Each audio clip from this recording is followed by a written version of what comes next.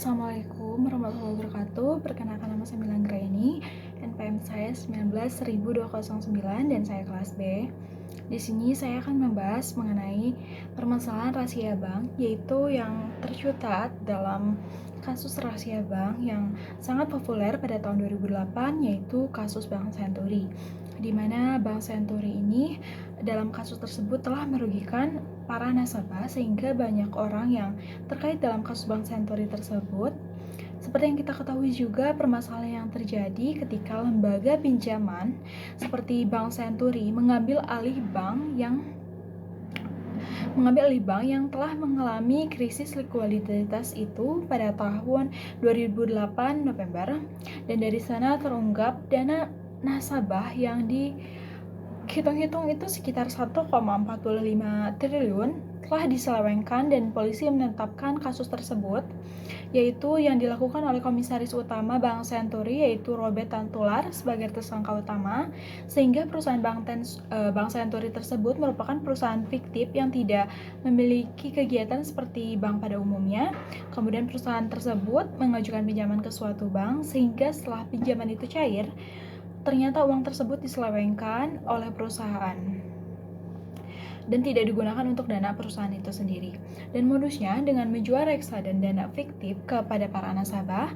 Penjual reksa dan dana fiktif itu sudah berlangsung sejak tahun 2002, namun Bank Indonesia dan Bapepam LK baru mengetahuinya tahun 2005, sekalipun sudah mengetahui tahun 2005, BI dan Bapepam LK tidak langsung menghentikan praktik penipuan dalam keuangan tersebut.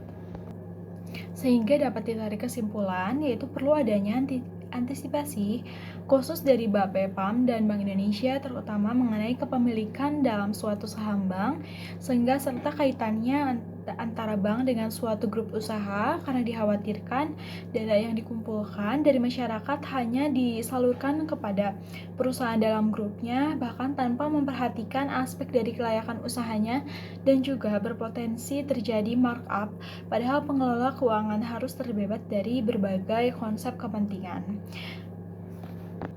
Karena kasus tersebut, nasabah tidak dapat menarik kembali uangnya dari Bank Senturi dan tertipu dengan program reksadana yang telah diterbitkan oleh Bank Senturi.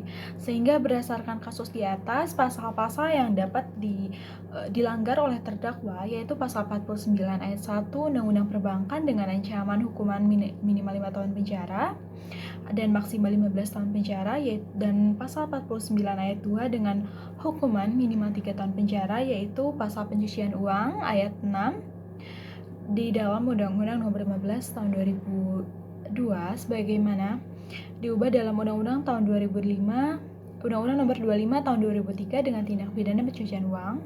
Dan perlu diketahui, kasus ini sampai sekarang masih penuh dengan misteri dan ketidakjelasan, karena diduga masih banyak orang lain yang ikut terjerat dalam kasus Bank Sentral atau Bank Senturi, meskipun sebagian dari orang yang bertanggung jawab sudah diberi vonis dan putusan hukuman. Terima kasih. Wassalamualaikum warahmatullahi wabarakatuh.